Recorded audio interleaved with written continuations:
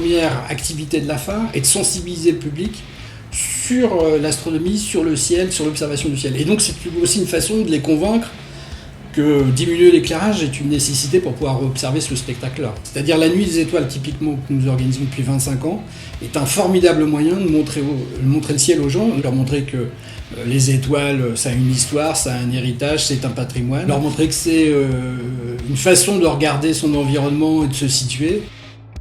Plus vous éclairez le ciel, plus il devient orange, et plus dans nos vies urbaines en tout cas, plus il nous interdit de regarder le ciel. Donc, il y a un vrai intérêt pour nous, en tout cas, à ce que le public puisse accéder au ciel, parce que ça fait partie de notre patrimoine. La moitié de notre environnement est constituée d'un ciel étoilé, et du coup, ne plus en avoir accès devient problématique.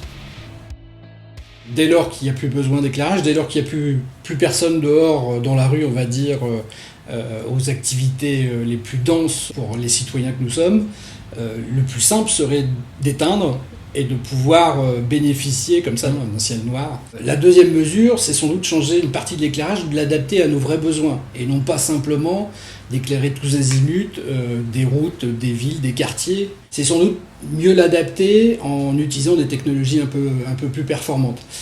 Cela dit, il y a le problème des LED qui éclairent aujourd'hui de façon peut-être plus intensive et de façon moins onéreuse.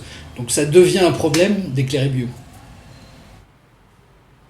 La phare rejoint le dispositif du jour de la nuit dès le début, parce que ça nous semblait être une opération extrêmement intéressante pour le public, pour le convaincre de l'intérêt de plus justement éclairer la nuit.